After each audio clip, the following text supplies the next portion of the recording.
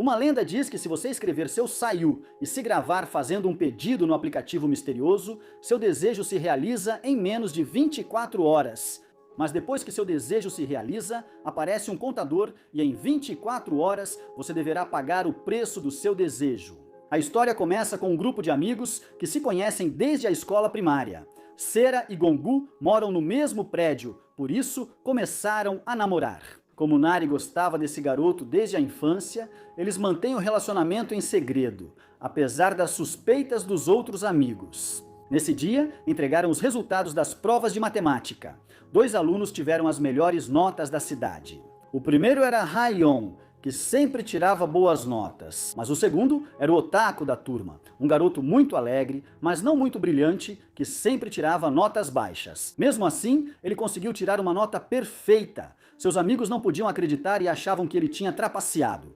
Por isso querem que ele conte qual era o seu segredo. Ele diz para eles que não é nada disso, mas sim que baixou um aplicativo chamado Grigo, que realiza desejos dos seus usuários. Os amigos pensam que ele brinca, mas ele compartilha o link do app com eles. Os garotos continuam sem acreditar nele, ainda mais porque o aplicativo não faz nada, só abre a câmera frontal. O otaku explica que eles precisam escrever nome e data de nascimento em um papel antes de fazer o pedido, pois é assim que funciona. Seus amigos desistem e acham que ele só está brincando com eles para depois zoar.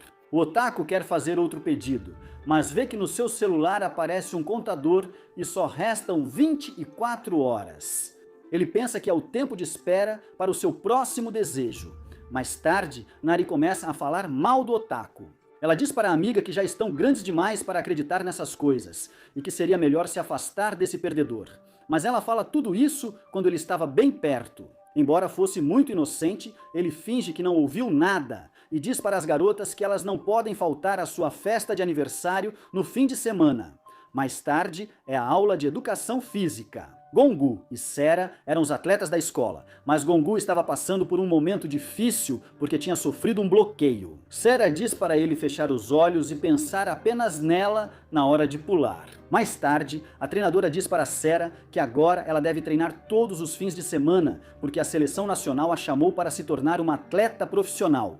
Por isso, agora ela precisa treinar. Treinar mais duro e não terá mais tanto tempo para namorar ou sair com os amigos. Por sua vez, o otaku e Haion estavam estudando, mas o otaku estava agindo de forma muito nervosa. De repente, ele recebe uma ligação de Sera e começa a ouvir como seus amigos falam mal dele. Dizem que ele é um otaku perdedor e que não deveriam mais andar com ele porque os faz passar vergonha. De repente, a ligação cai. Ele liga de volta para dizer umas verdades para seus amigos, mas Sera não estava com o telefone dela. Então, ninguém atende. Quando as aulas acabam, Sera conta para Gongu que entrou para a seleção nacional. Ele fica muito feliz por ela e para comemorar, eles vão comer frango frito. Ao checar seu telefone, ela percebe que tinha várias ligações do seu amigo otaku. Quando ela liga para ele, ele não quer atender. Depois de muita insistência, ele finalmente atende. Ele comenta que já sabe que ela não irá à sua festa no fim de semana. Sera confirma, pois agora precisa treinar todos os fins de semana. O otaku acha que tudo o que ouviu é verdade e que os garotos não o querem mais como amigo. Por isso, ele desliga a ligação. Sera se sente mal por não poder ir à festa de aniversário dele, então ela quer adiar o treino. Mas Gongu diz que é melhor usarem o aplicativo dos desejos. Então, como desejo, ela pede para que o treino seja adiado. Eles achavam que era só uma brincadeira e que não se tornaria realidade.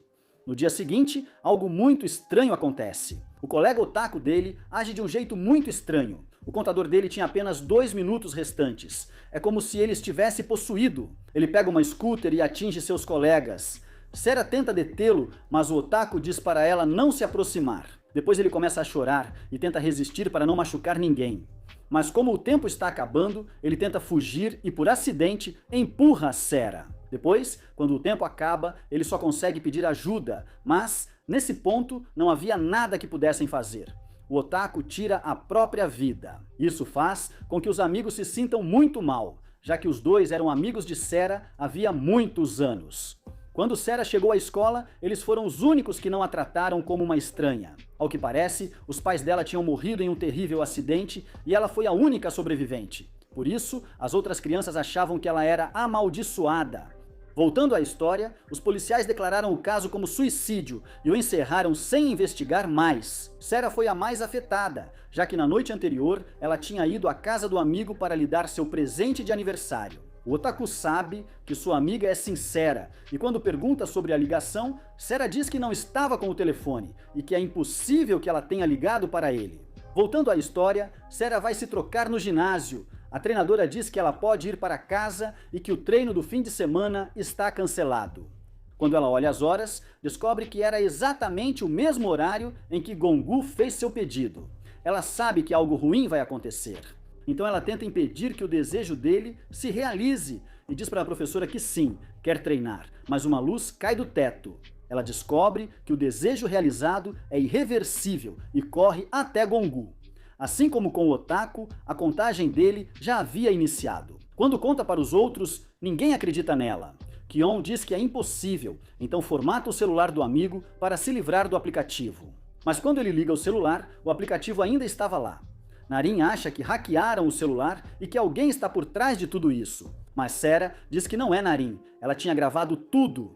Por causa disso, os garotos não estão em apuros, mas Gongu estava muito mal. Sua saúde era crítica. A tia de Sera não sabia o que estava acontecendo, já que o corpo dela não estava tão ruim a ponto de não acordar.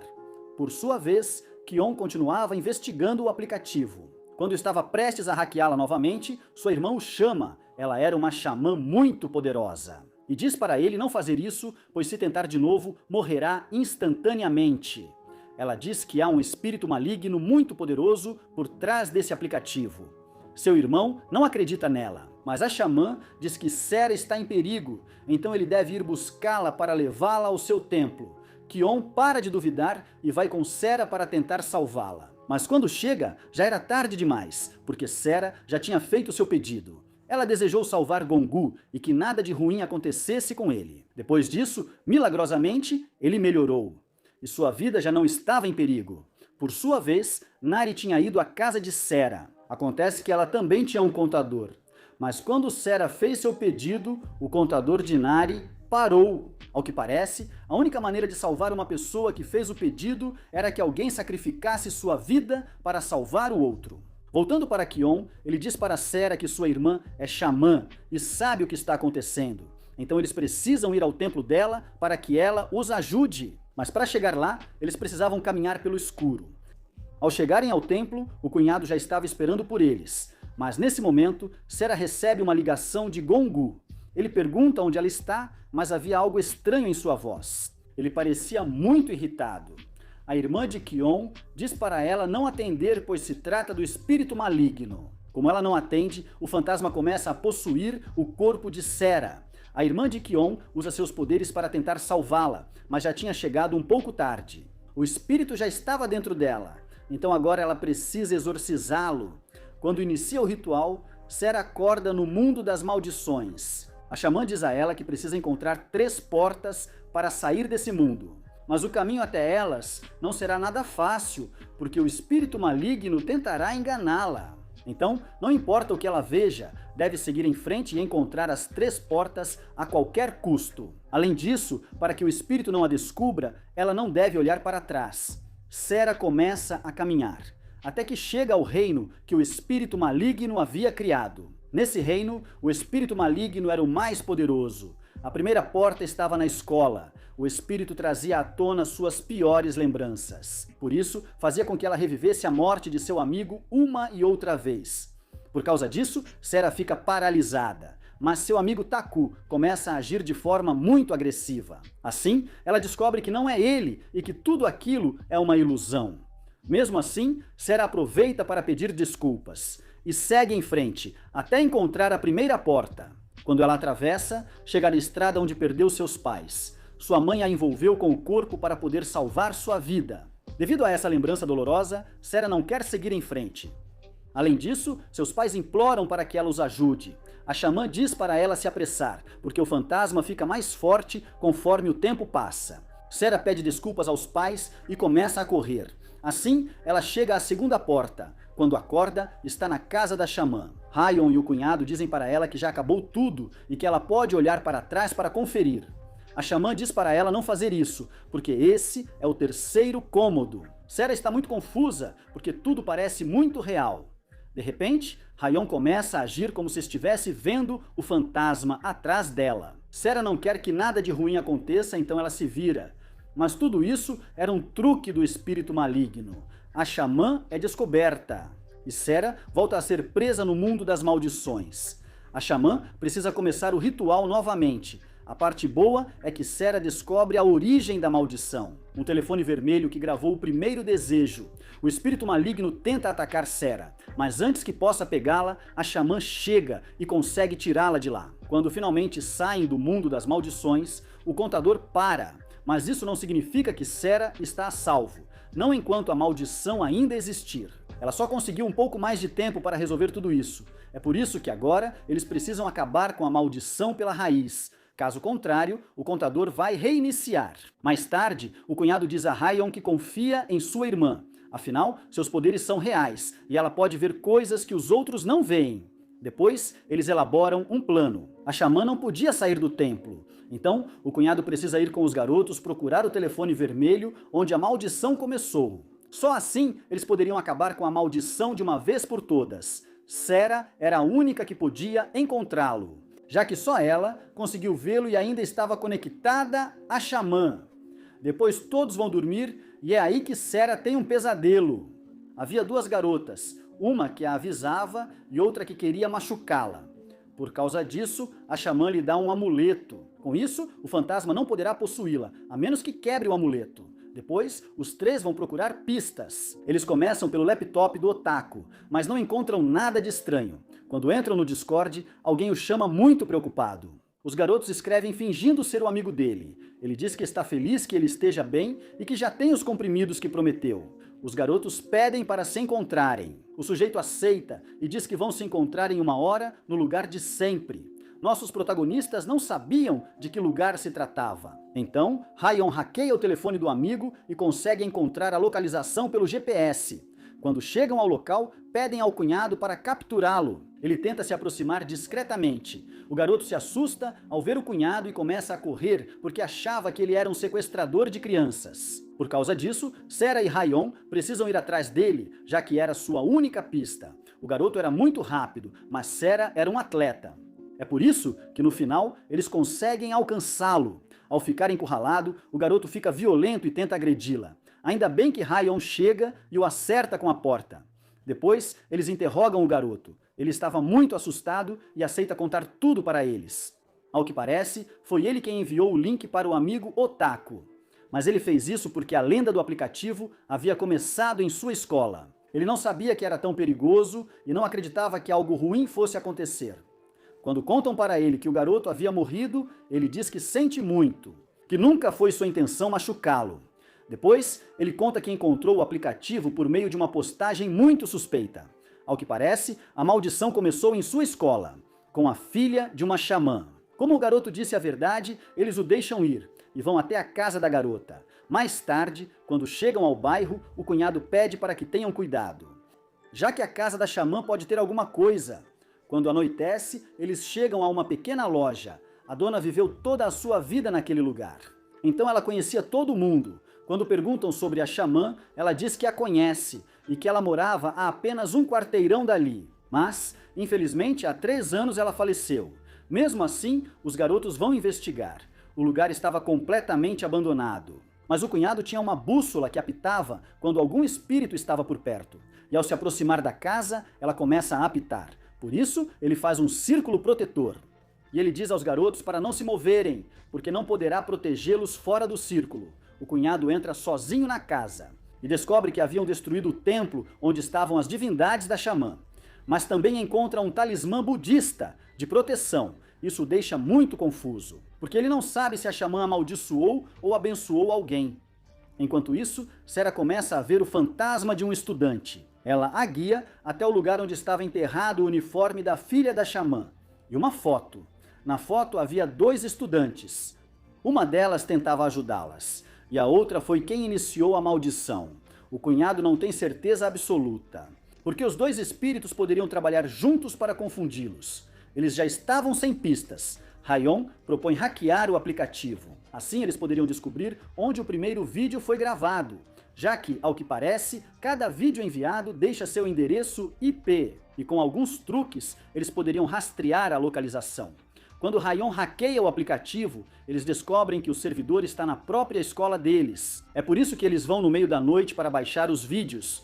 Quando finalmente chegam ao servidor, descobrem que Narin também tinha feito um desejo. Ela estava bêbada, e ela desejou que o Otaku e outro amigo morressem. Mas eles não entendiam como ele ainda estava vivo, se já tinham se passado mais de 24 horas. Acontece que Narin saiu para beber com seus amigos. Um deles disse a ela que o aplicativo era real. Ela quis provar que era mentira. Então, ela desejou que o Otaku e seu amigo da festa perdessem a vida. Sua amiga mais velha não concordou, mas como estavam bêbados, não conseguiu impedi-la. No dia seguinte, já vimos o que aconteceu. O Otaku tirou a própria vida, e imediatamente depois, o amigo de Narin também. Depois, ela recebeu a notificação de que seu desejo havia sido realizado, e imediatamente começou a contagem regressiva. Narin quis ligar para seu amigo, mas já era tarde demais. Todos no Instagram dela comentavam que ela havia perdido a vida. Assustada, ela liga para sua amiga mais velha, mas ela não atende. Então, desesperada, vai procurá-la. A garota conta que ajudou a desenvolver o aplicativo, mas a criadora enlouqueceu e tirou a própria vida, junto com outros amigos dela, mas isso é tudo o que ela sabe. Ela não sabe se há algum acontecimento sobrenatural, por isso aconselha-me investigar melhor a filha da xamã, já que foi ela quem desenvolveu o aplicativo. Depois disso, ela fingiu que não sabia de nada e foi na onda dos amigos, para que não desconfiassem dela. Quando aconteceu o incidente do fantasma, ela também conseguia vê-la. E o fantasma também a viu. Além disso, descobrimos que Narin não gravou Gongu, mas sim o fantasma. Mas só quem tinha sido amaldiçoado podia vê-lo. Depois de toda aquela confusão, Narin voltou para a casa de Sera, e foi ela quem pegou o telefone de Gongu. Assim ela descobriu que o contador dela parou. Ela achou que tinha acabado, mas ao voltar para o hospital, a tia de Sera disse que Gongu já estava fora de perigo. Isso significa que ele foi salvo porque Sera tomou o lugar dele. Ela acha que está a salvo, mas ao verificar o telefone de Gongu, ela descobre algumas mensagens onde é mencionado que Sera encontrou uma forma de se salvar. Mas não deveriam contar nada para Narin, porque precisavam sacrificar alguém. Isso a deixa muito irritada. E o fantasma aproveita para possuir o corpo dela. No dia seguinte, Gongu a encontra no apartamento de Sera. Narin inventa uma desculpa. E então, os dois começam a procurar o telefone de Gongu. Ela diz que não viu e que provavelmente a polícia levou. Gongu diz que precisam investigar mais. Então ele pede para se encontrarem à noite. Escola. Depois ele vai cancelar o telefone, mas lá eles rastreiam e ele descobre que Narin estava com ele. Por sua vez, ela continuava usando e via as mensagens que supostamente Sera estava enviando para se livrar dela. Quando chega a noite, Narin e Gongu entram na escola. Sera e Ryeon também estavam lá, embora tivessem chegado um pouco antes e já descobriram que Narin também fez um pedido. Ela e Gongu foram para a enfermaria, já que lá estavam os registros dos antigos alunos. Aqui descobrimos que Gongu já sabia toda a verdade. Sabia que Narin também estava amaldiçoada, quando ele revela a verdade para eles. Narin acha que ele armou uma armadilha para ela, mas Gongu diz que não é assim, que ele realmente precisa da ajuda dela e quer confiar nela. Narin diz que já sabe de tudo, porque ela estava lendo as mensagens dele com Sera. O garoto diz que isso não é possível, porque ele cancelou o telefone dele e ficou bloqueado a tarde toda. Nesse momento de desespero, o fantasma toma conta do corpo. Por isso ataca Gongu. O cunhado percebe e corre para ajudar os garotos. Mas no caminho ele encontra o fantasma, que estava prestes a acabar com Gongu. Por causa disso, ele não tem outra escolha, a não ser usar sua faca para acabar com fantasmas. Mas quando consegue espantá-lo, percebe que o fantasma é mais forte na escola. Por isso, levanta os cacos de vidro e ataca o cunhado. Ele acaba machucando o olho. Mas graças a isso, agora pode ver o fantasma sem precisar usar a bússola. Agora finalmente descobrimos como essa maldição começou.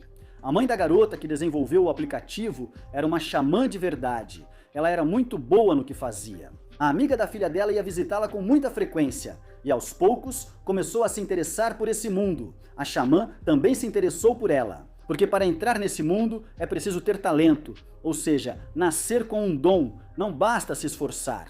E a amiga da filha dela tinha nascido com esse talento. Por isso, ela pedia para que a visitasse com mais frequência. Mas a filha dela não gostava disso, porque ela sentia vergonha da mãe. Por isso, mantinha distância e dormia em outro lugar. A filha da xamã era uma programadora talentosa, que não herdou o talento da mãe, por isso sentia vergonha dela e achava que ela era uma charlatã. Na escola, fingia que sua amiga era, na verdade, a filha da xamã. Fazia isso para que ninguém desconfiasse dela. Além disso, como sua amiga sempre cheirava a incenso, toda a escola acreditava. Em breve, haveria uma competição para desenvolver um aplicativo. Os vencedores receberiam uma bolsa para a melhor universidade. A filha da xamã estava muito ocupada. E por causa disso, sua amiga ia sozinha para casa. Mas no caminho, ela encontrava a mãe de sua melhor amiga. Ela sentia muita curiosidade porque havia nascido com o dom. A xamã a convida para sua casa e diz que ela poderia se tornar sua filha espiritual. Assim, poderia desenvolver suas habilidades. A garota ficou encantada com essa ideia, já que isso a fazia se sentir muito especial. A xamã lhe deu um boneco de presente e lhe ensinou as regras básicas, mas sua filha não ficou contente com isso, já que na escola começou a circular o boato de que a filha de uma xamã que assassinou o marido estava matriculada. A amiga tenta se desculpar, mas a filha da xamã diz que odeia o cheiro de incenso. Além disso, odeia muito a mãe e odeia ser sua filha, principalmente porque ela matou o pai. É por isso que ela não quer que a amiga se aproxime. Depois de contar isso, ela escreve seu Sayu, ou seja, sua data de nascimento e seu nome. Depois, faz seu pedido, que a mãe dela morra de uma vez por todas. Depois, ela diz para a amiga fazer seu pedido. Ela quer se reconciliar com sua melhor amiga. Então ela deseja que seu crush se apaixone por ela. Sua amiga grava isso e publica no aplicativo. Ela diz que se o desejo for genuíno, ele se realizará mais cedo ou mais tarde. Tudo parecia normal. As amigas pareciam mais unidas do que nunca, mas os boatos na escola tinham ficado mais fortes. É por isso que a filha da xamã cometeu uma loucura. Ela destruiu o altar da mãe. Todas as suas divindades ficaram furiosas e a amaldiçoaram. Sua mãe ficou desesperada. E apesar de tudo, ela amava sua filha. Por isso fez um talismã budista de proteção. Queria que todas as maldições caíssem sobre ela, e não sobre sua querida filha. Depois de rezar a noite toda, ela recebeu muitas maldições e seu corpo ficou destruído. No dia seguinte, a amiga vai até a casa da xamã e a encontra em estado muito ruim. Ela lhe dá um talismã e diz para colocá-lo na mochila da filha sem que ela perceba. Aqui ficamos sabendo que o marido dela fez o mesmo, por isso perdeu a vida. Ela tentou salvá-lo, mas infelizmente não conseguiu, então agora ofereceu sua vida para salvar a filha. Se colocar o talismã na mochila dela, ela ficará bem.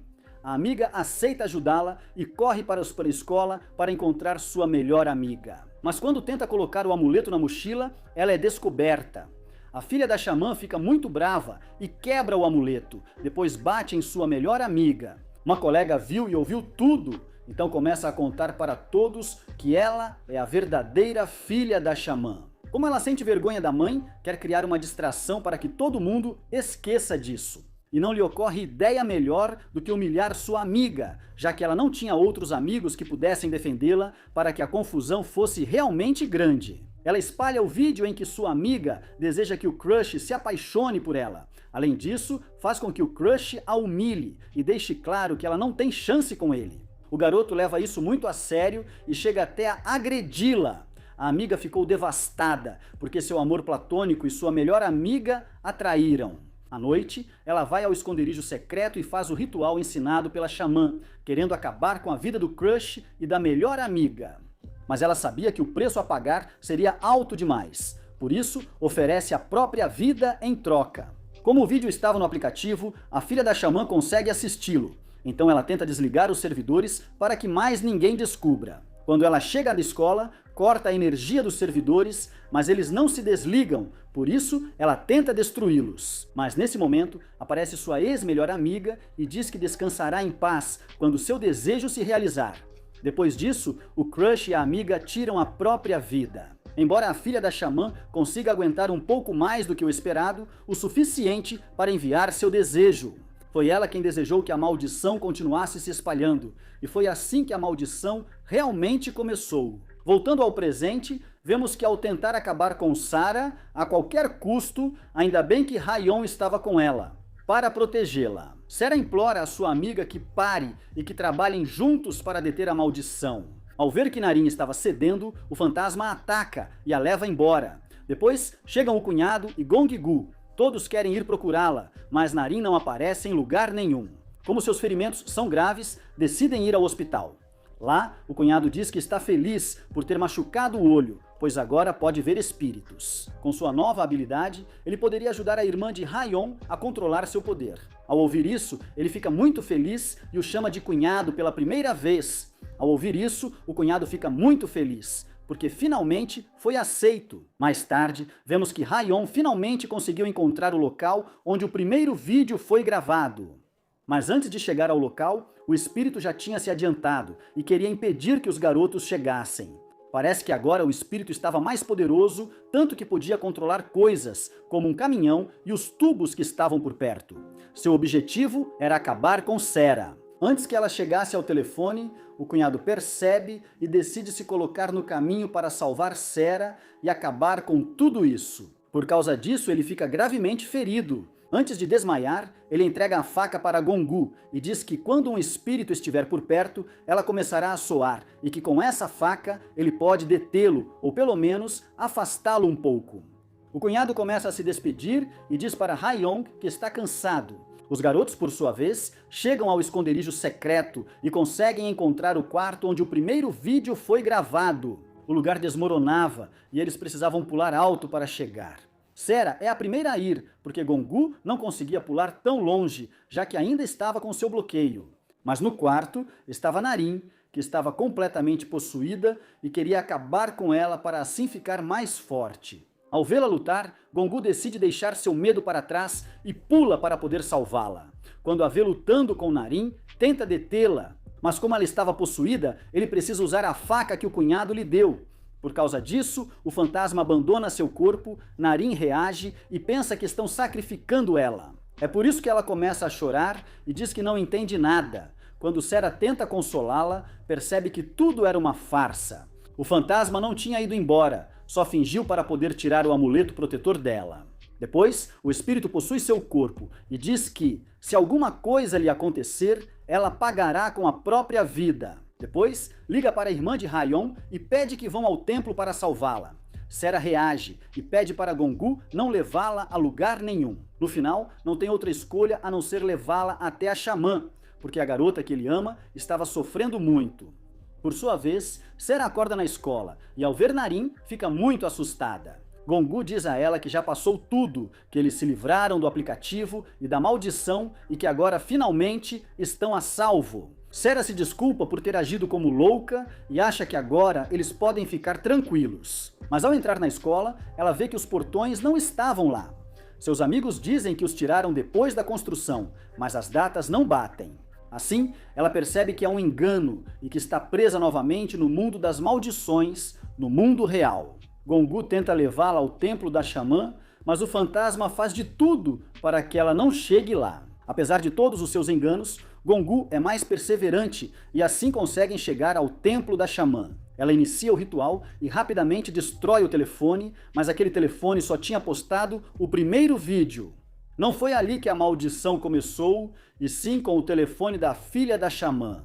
É por isso que Sarah continuava presa no mundo das maldições. Por causa disso, a xamã decide entrar no mundo das maldições e tentar ganhar mais tempo para que possam encontrar o telefone onde a maldição realmente começou. Mas ao tentar voltar para o mundo real, a amiga aparece, ela não tinha tanto poder e estava ali apenas para mostrar onde estava o telefone com o qual tudo isso começou. Agora a xamã diz para Sarah destruí-lo, já que é a única forma de detê-la. O que a xamã vai fazer é ganhar tempo para ela.